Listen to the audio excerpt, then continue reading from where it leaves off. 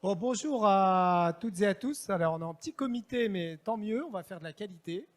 Et on a quelques personnes qui sont aussi connectées à distance. Donc, bienvenue pour cette conférence organisée autour du sujet de la flexibilité. Un sujet qui est passionnant, qui s'inscrit dans la transition écologique et climatique et qui va vous permettre de mieux comprendre finalement comment on va pouvoir intégrer les énergies renouvelables, l'autoconsommation, l'hydrogène, etc., dans des réseaux qui ont besoin d'être de plus en plus flexibles, adaptables et souples pour faire face aux variations de consommation et de production énergétique en France. Alors, j'ai le plaisir d'accueillir à ma gauche donc Hervé List. Hervé List, vous êtes directeur des affaires publiques d'RTE. RTE, c'est le réseau de transport d'électricité. Donc, vous êtes en charge des affaires publiques sur le territoire du Grand Est. Et donc, Hervé, est-ce que vous pouvez nous expliquer c'est quoi les flexibilités pour RTE et finalement à quoi ça sert?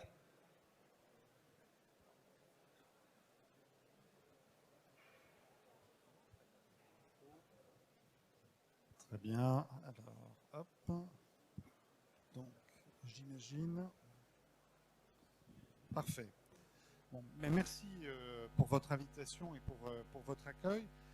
Donc, la responsabilité de RTE, c'est d'assurer la sécurité du système électrique français et donc, pour ce faire, d'assurer en permanence l'équilibre entre la production et la consommation, puisque, comme vous le savez, l'électricité se stocke pas ou très mal à grande échelle. Et par conséquent, on a besoin, effectivement, sur notre réseau, pour assurer cet équilibre, de ce qu'on appelle les flexibilités, c'est-à-dire la capacité pour un producteur ou un consommateur d'augmenter sa production ou de réduire sa consommation à la demande, effectivement, de RTE. Et en échange, ces fournisseurs ou ces consommateurs se voient, évidemment, rémunérés. Et ce type de service va probablement prendre de l'ampleur dans les années à venir, puisque avec la transition énergétique et la pénétration accrue des énergies renouvelables intermittentes, les besoins de flexibilité sur le réseau vont être croissants. Et voilà, donc concrètement,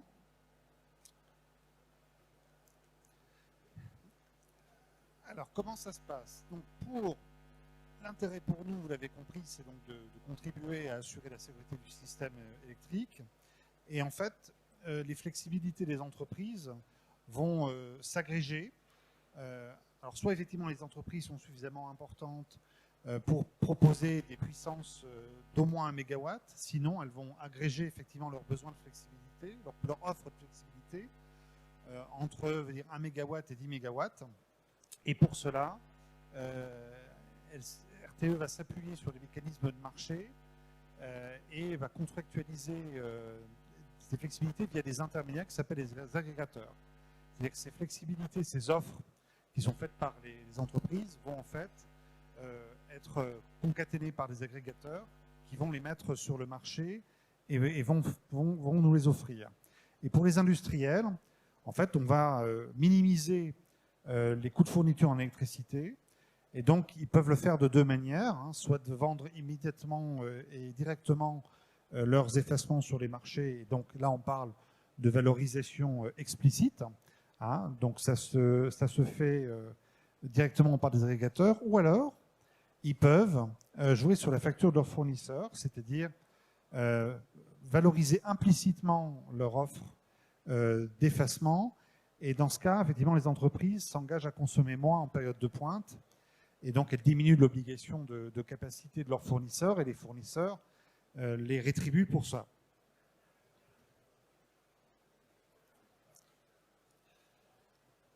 Alors, concrètement, comment c'est mis en œuvre? En fait, l'agrégateur va appeler le consommateur flexible qui arrête ou qui va baisser son process industriel. Et en général, c'est entre 15 minutes et 2 heures, selon les possibilités du client.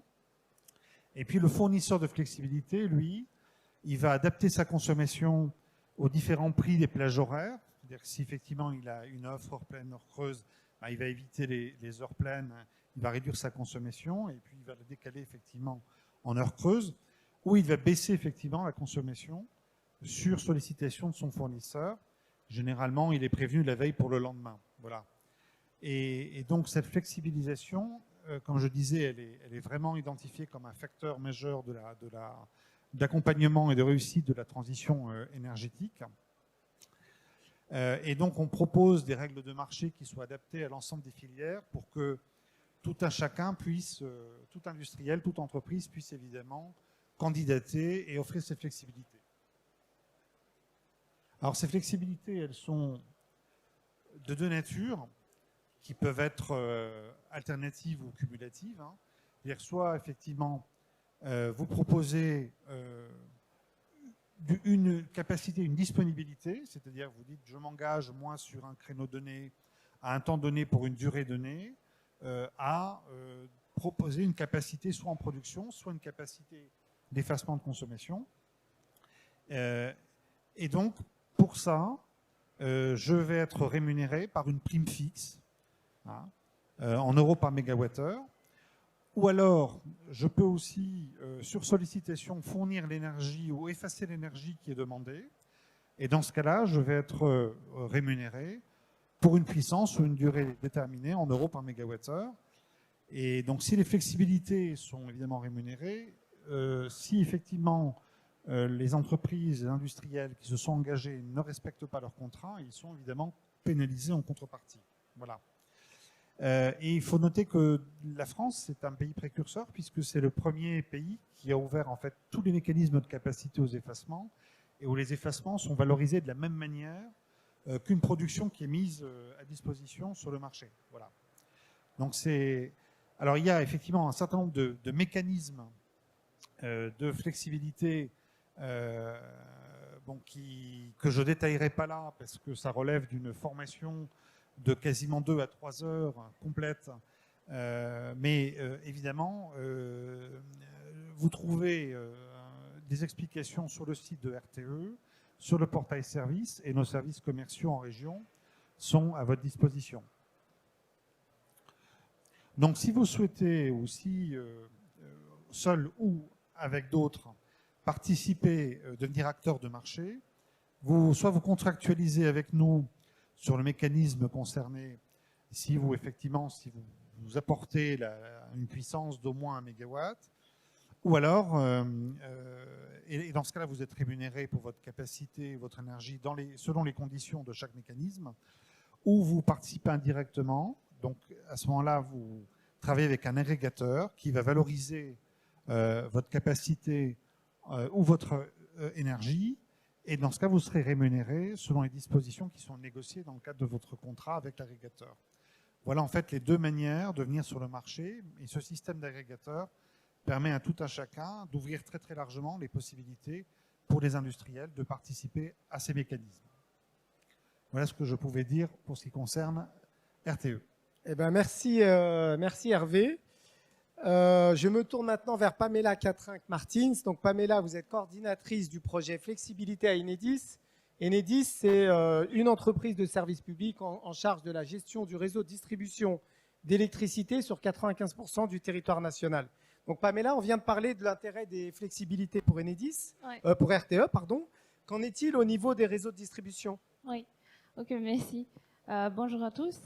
Donc effectivement, maintenant je parlais de flexibilité, mais d'un point de vue du réseau de distribution d'électricité, ce qu'on fait à Enedis pour industrialiser les solutions de flexibilité et comment tout cela est un levier pour la transition écologique.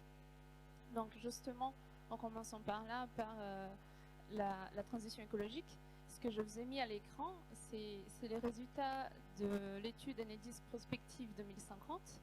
Et ce qu'on voit, c'est la courbe qu'on voit en fait. En orange, c'est la partie consommation et en vert, la partie production.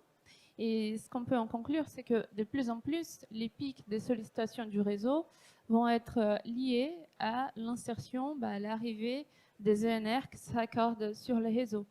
Et déjà, il faut le dire, essentiellement, ces producteurs ENR, ils vont être raccordés sur le réseau de distribution. Donc, c'est un défi auquel on se prépare, on s'anticipe. Il y a des solutions déjà industrialisées pour cela, Enedis. pour accueillir les raccordements de producteurs ENR en HTA ou en basse tension. Il y a des solutions aussi qui sont en cours d'expérimentation. Et donc, c'est là-dedans, parmi toutes ces solutions, qu'on va retrouver les flexibilités. Les flexibilités, donc, c'est quoi concrètement? Ça rejoint ce qui était dit auparavant. Donc, c'est bien une modulation de puissance à la hausse ou à la baisse après une demande, après une sollicitation, en l'occurrence, suite à une sollicitation d'Enedis à l'acteur. Et ici, la différence par rapport à ce qui était dit auparavant, c'est qu'on parle bien de flexibilité locale pour Enedis. C'est que autant pour les mécanismes nationaux, une flexibilité au nord ou au sud de la France, ça peut jouer, ça peut avoir le même impact pour l'équilibre offre-demande.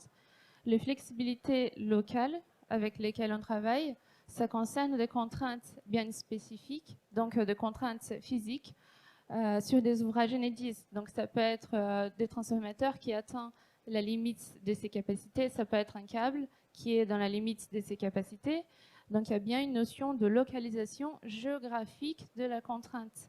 Donc la flexibilité locale Enedis, tous les acteurs peuvent participer, que ce soit des agrégateurs, producteurs, des industriels. Mais la condition, c'est que il faut être au bon endroit, au bon moment, pour pouvoir participer à ce type de flexibilité. Quand, par exemple, on lance les appels d'offres flexibilité. Et donc, comment on s'y prend concrètement à Enedis?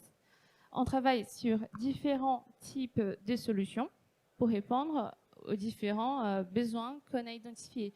Donc, il y a à la fois des solutions pour favoriser l'insertion des ENR, et il y a des solutions flexibilité pour optimiser la conception et l'exploitation du réseau. Il faut savoir que pour les flexibilités locales, les gisements de valeur les plus importants est concentré sur l'insertion des énergies renouvelables.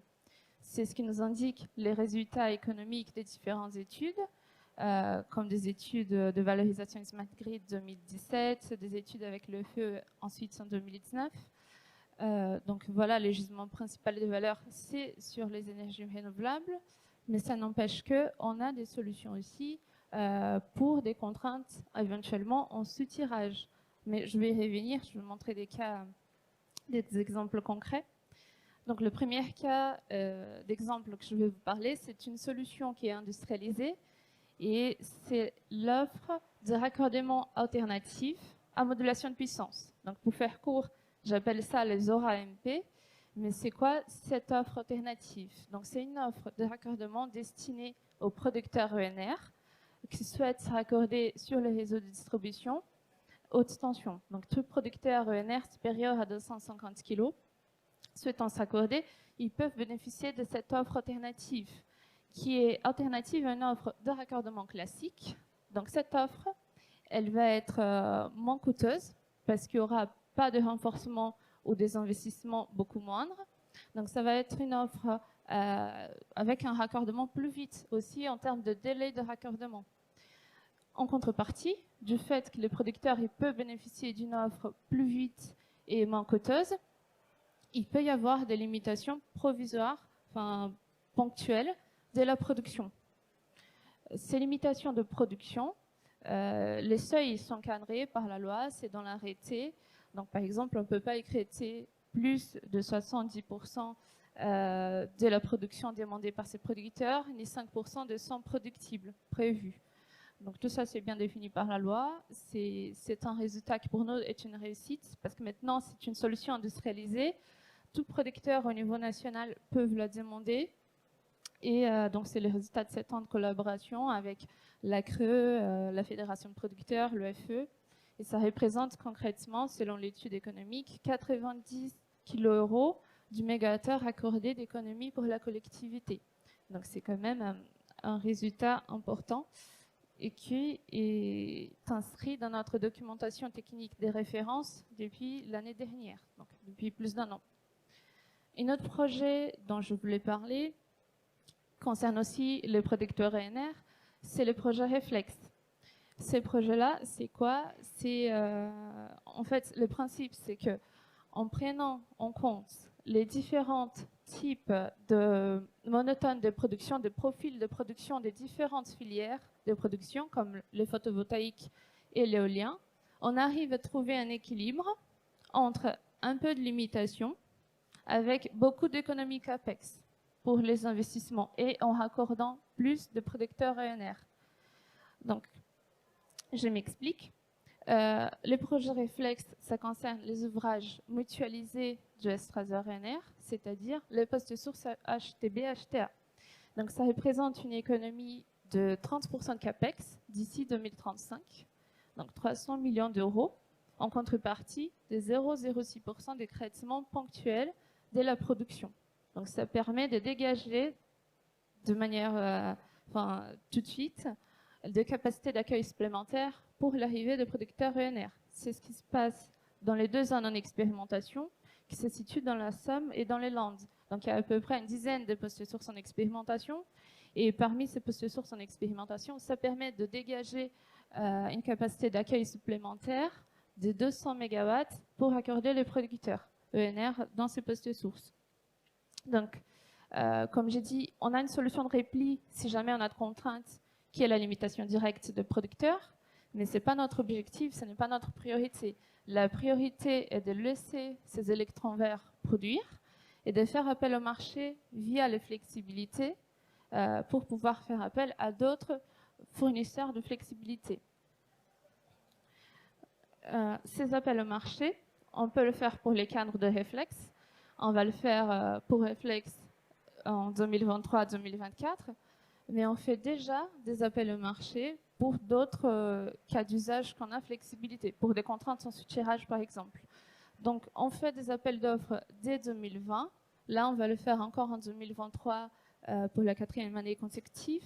Donc on publie sur notre site flexibilité-enedis.fr toutes les opportunités identifiées à la maille France de flexibilité locale. Donc sur les sites, les intéressés, on peut y trouver la description du produit avec tous les détails de où, quand, combien de flexibilité on a besoin. Et si ça correspond, les acteurs peuvent participer à l'appel d'offres. Comme je dis, c'est ouvert à tous les agrégateurs, producteurs ou consommateurs de participer à ces appels d'offres. Donc voilà, pour en conclure, en synthèse, ce que je voulais vous dire, c'est que les flexibilités locales à Enedis, on y travaille, on les désindustrialise pour pouvoir être ce levier supplémentaire à la transition écologique, mais aussi à la performance du réseau. Donc on a différentes solutions, je vous ai parlé de Zora, des offres de raccordement alternatif, je parlais des réflexes, je parlais des appels d'offres dont on va lancer encore une nouvelle appel d'offres début 2023, ouverte à tous les acteurs du marché. Et le dernier message que je voulais laisser, c'est que les flexibilités, c'est surtout un levier qui présente un meilleur rapport coût-efficacité qu'une solution classique. C'est-à-dire que si on fait une flexibilité, c'est parce qu'on l'a comparé avec une solution classique d'investissement ou autre. Et la flexibilité, elle a montré qu'elle a un gain pour la collectivité. Et donc à ces moments-là, on va choisir le levier flexibilité et on va le proposer comme solution. Voilà pour les flexibilités. Merci Pamela. Alors je me tourne maintenant vers Brigitte Vu. Brigitte, vous êtes ingénieure-chercheur en efficacité énergétique au sein de l'Université de technologie Belfort-Montbéliard. Vous êtes aussi l'auteur d'un certain nombre d'ouvrages autour de l'efficacité énergétique des bâtiments. Et donc, on a le plaisir de vous accueillir pour nous parler du projet Belfort eStart. Merci. Donc, on va essayer de concrétiser un petit peu ce qui vous a été dit tout de suite au niveau de la flexibilité. Donc, le projet eStart, c'est un projet qui s'étend sur le Technome de Belfort, qui fait 35 hectares. L'idée de départ, c'est une idée qui a rassemblé l'UTBM et le Grand Belfort, et de proposer que sur ce périmètre, on puisse d'abord répondre aux enjeux en termes d'efficacité énergétique des bâtiments et ensuite dimensionner des systèmes pour pouvoir atteindre une forme d'autonomie et au moins tendre vers des bâtiments zéro émission de gaz à effet de serre. Donc l'idée, c'est quoi? c'est un diagnostic qui a été fait par le Grand Belfort en 2016, à savoir que la consommation énergétique du Grand Belfort était de 3033 gigawattheures par an et que chaque habitant consommait 29 mégawattheures par an, à consommer avec à comparer avec la moyenne française où on est à 28 mégawattheures par habitant et par an. On s'est rendu compte lors de cette étude que notre dépendance aux énergies fossiles était importante puisqu'elle atteignait 71% et que notre taux d'indépendance énergétique était très faible à 3,7%. L'idée, c'était donc de travailler sur ce sujet en analysant l'usage d'énergie qui sont essentiellement liés au secteur du bâtiment à hauteur de 31%, au secteur industriel à hauteur de 14% et celui des transports à hauteur de 35%. Donc il fallait agir sur ces trois volets pour répondre de manière à réduire la pollution et la consommation énergétique au niveau local et surtout créer les conditions de mise en œuvre du PCAET du Grand Belfort. Qu'est-ce que e-Start? Donc l'enjeu de ce projet est de créer un démonstrateur à l'échelle 1 alliant rénovation énergétique des bâtiments avec comme objectif de répondre au décret tertiaire. Qu'est-ce que le décret tertiaire? Le décret tertiaire impacte tous les bâtiments tertiaires de plus de 1000 m² et l'objectif c'est de choisir une année de référence post-2010 et ensuite de diminuer les consommations énergétiques de ces bâtiments de 40% à l'horizon 2031, de 50% à l'horizon 2041 et de 60% à l'horizon 2051. Une fois qu'on a fait ça, donc, ce sont des bâtiments qui sont relativement anciens, la majorité date des années 1930, donc c'est pas toujours évident de réfléchir à la manière dont on va pouvoir rénover ces bâtiments. Ensuite, ce démonstrateur échelle 1 doit nous permettre de valider la pertinence d'un dispositif et les modalités de son extension ainsi que de sa réplicabilité. Pourquoi? Parce qu'on est sur un cœur de ville, une industrie en cœur de ville, et donc il n'y a pas que dans le territoire de Belfort qu'on retrouve cette situation. L'énergie solaire et éolienne ainsi produite pourra ensuite être revendue au réseau via Enedis, mais elle devrait être en priorité consommée localement sous forme d'autoconsommation dans le cadre d'une communauté énergétique renouvelable qui sera pilotée par Tandem en tant que personne morale organisatrice.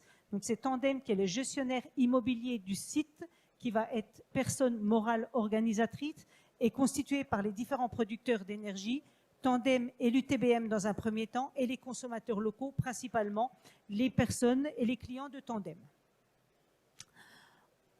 Ensuite, donc, comme je l'ai dit tout à l'heure, le périmètre du projet e-Start, c'est sur 35 hectares en cœur de ville. Donc, c'est un îlot urbain qui puisse sa mixité dans toutes ses activités. Elle héberge plus d'une centaine d'entreprises, des bureaux d'études, 2 universités, des laboratoires de recherche, 2 laboratoires de recherche et des lieux de vie tels que des crèches, des restaurants, des salles de sport, soit environ 7000 salariés et près de 700 étudiants quotidiennement sur le site. Donc, e-Start propose et a répondu à l'AMI Ville Durable de faire du site du Technome un site pilote. Plus précisément, ce projet consiste à répondre à 4 défis majeurs, qui sont les défis majeurs d'avenir: la sobriété énergétique, la résilience urbaine, l'inclusion sociale, parce qu'on n'arrivera jamais à faire avancer les choses si on ne met pas le citoyen au cœur de la problématique, et la productivité urbaine. Puis de créer la première et la plus grande communauté d'énergie renouvelable en France, avec une capacité de production photovoltaïque de 3,3 MW crête, couplée à des solutions de stockage court et long que je vous détaillerai un petit peu plus loin. La réussite et l'exemplarité de ce démonstrateur en termes de transition bas carbone permettra dans sa phase de réplicabilité, parce que c'est un démonstrateur qui vise à être réplicable. On voit aussi bien sur Montbéliard que sur Mulhouse, mais dans d'autres villes de France, ces possibilités, et d'ouvrir d'autres débouchés pour des applications stationnaires en lien avec la ville durable pour l'ensemble de la filière énergétique et bien sûr l'hydrogène stationnaire du Nord-Franche-Comté.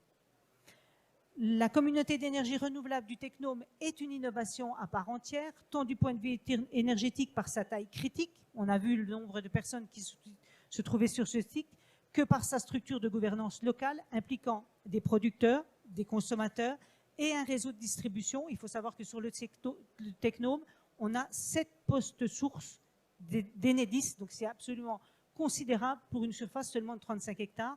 Mais il faut savoir que sur ce technome, on a General Electric qui est fortement consommateur d'énergie, on a Alstom, on a aussi plein d'autres entreprises.